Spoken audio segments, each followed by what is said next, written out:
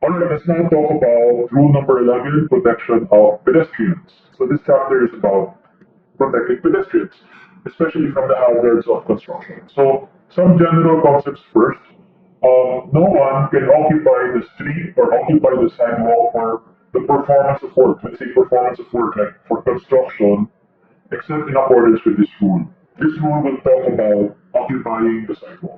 Like, kung i-occupy mo yung sidewalk for construction, ito yung rule na dapat mong basahin. That's the first thing. We'll talk about this in detail in a bit. Pero the other concept is this. No construction work can be performed adjacent to a public way unless pedestrians are protected as specified in this rule. Whenever you do construction next to a public way, basically next to a public street or sidewalk, you have to ensure that pedestrians are adequately protected, and this chapter deals with that as well. Okay? Unahin natin yung first, no, yung pag-occupy ng sidewalk. That's mostly what this is about eh. Nakalagay storage in public property. When we say public property, honestly, most of the time what we're talking about is a sidewalk. Can you occupy the sidewalk for construction? Kaya pwede bang doon ka, pwede bang gawing staging area yun? Pwede bang gawing parang gate ng job site? Pwede bang dyan pagtambak ng semento and buhayin? The short answer is if you need a permit to be able to do that. So it's not no, it's not bawal, pero dapat may permit ka, essentially, is what we're saying. Okay? The basic rules are the following. If i-allow ka to store materials in public property like sidewalks, you must not obstruct utility provisions like fire hydrants, fire alarm boxes, and manholes. You should not interfere with drainage, and you should not interfere with vehicular and pedestrian traffic. Those are the general requirements. Pero assuming na nakapag-apply ka ng sidewalk occupancy permit, yun yung actually tawag sa accessory permit na yun, technically allowed to. Okay. Next, mortar mixing, however, is not allowed. This is one thing, however, that is not allowed. You cannot get a permit for this. Bawal maghalo ng semento sa kalsada. That's a basic rule. That's not allowed. Okay, suppose inoccupy mo nga yung sidewalk. May permit ka, nakapag-apply ka ng sidewalk occupancy permit. No? The building code requires na dapat palitan mo yung sidewalk ng temporary walkway. Kasi ang point dito is, yeah, inoccupy sa yung sidewalk, but we must not,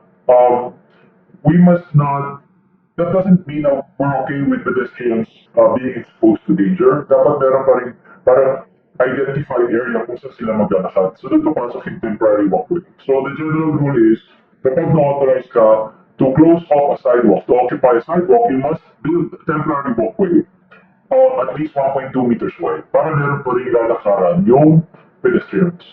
If the street that you're occupying didn't have sidewalks to begin with, you still have to provide a temporary walkway, but it doesn't have to be 1.2, pwede nang kalahati, 600 na lang, 600 millimeters.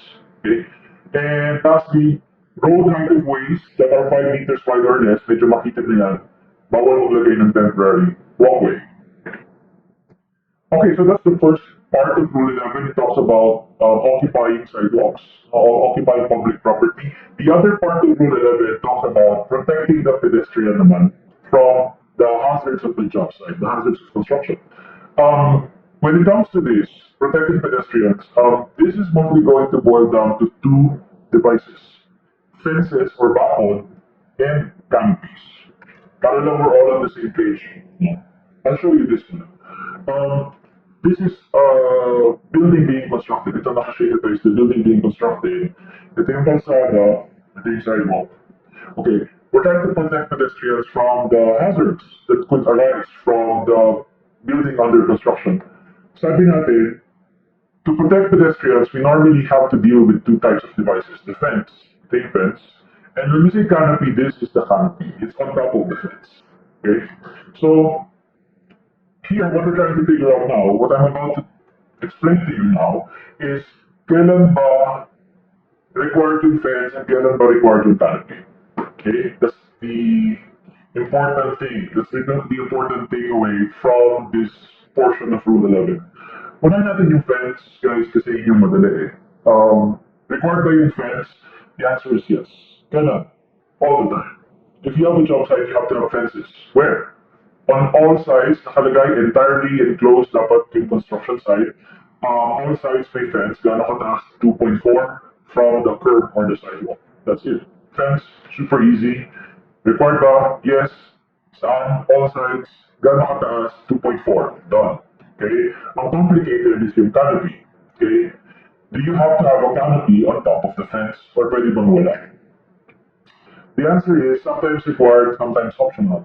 No, sometimes basically hindi required, pero sometimes required. Ito yung rule. This slide explains kailan siya required and kailan siya hindi required. Pero I'd rather explain it as a sketch. Okay? Kailan required yung canopy on top of the fence? Okay? Before I tell you kung kailan, I need you to understand muna yung thinking behind this rule. The thinking is this. Number one, taller buildings are more dangerous to pedestrians, okay? And therefore, the taller the building, the greater the need for that canopy, because that canopy serves as additional protection, okay? So the taller the building, the more we need that canopy, okay? So that's the first premise. The second premise, dalawa lang naman yung premise is this. The second premise is, the closer the building is to the sidewalk, the more we need that canopy, which I'm sure you understand. Obviously, pag malayo yung building, kahit huwag ka na mag-canopy, hindi naman, wala naman siguro malalagay sa tao kasi ang layo ng building, right? Pero kung malapit, dikit na dikit yung building sa sidewalk, then yeah, we probably should provide a canopy because that's very dangerous, no? Baka may malaglag, etc. So, based on those two premises, the taller the building, the greater the need for the canopy, and the closer the building is to the sidewalk, the greater the need for the canopy. We're now ready to tell you what the rule is. What is the rule? When is a canopy required? And when is it not required? It is not required kung malaki yung setback na mai-provide mo, measured from the sidewalk to the building. If you can give a big setback, then the fence is enough. Huwag ka naman, di mo na kailangan mag-canopy unless gusto mo. Kung gusto mo, no problem. Pero you're not required.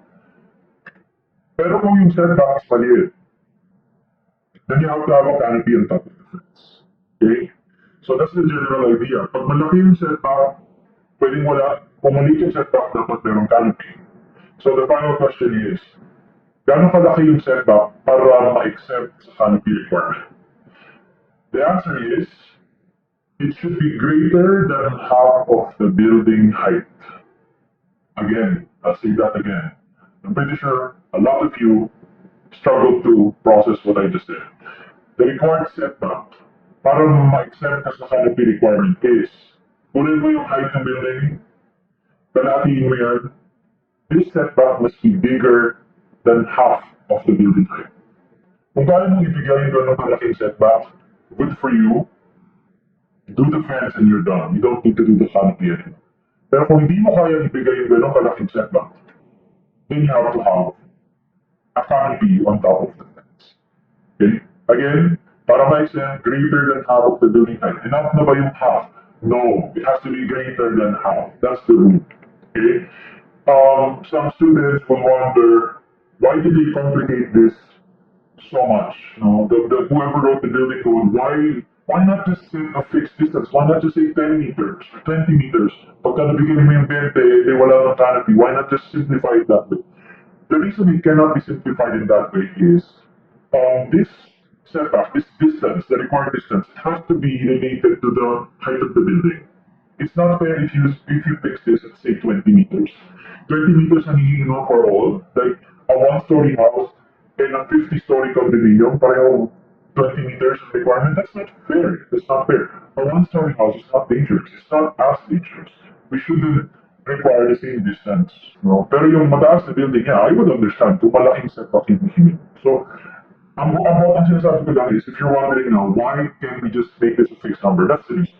Now, the distance has to be dependent, or it has to be related to the height of the building. Taller buildings need to be farther away because they're more dangerous. That's what we said from the beginning. So, yun lang. And if you're thinking, pero grabe naman yata, sir, greater than half of the building height, so kung 50-story building yan, gano'ng kalaki yan? So, 25 times 3, 75 meters, parang napaka-unreasonable naman ang hinihinging distance. Remember, hindi ka pinipilit na mag-setback ng ganyan kalaki. All we're saying is, Kung hindi mo kayang ibigay, no problem, just put a canopy on top of the fence. And we're just talking about the canopy. No one is requiring a massive setback. If you cannot provide the setback, no problem. Okay? Just provide the canopy and you're done.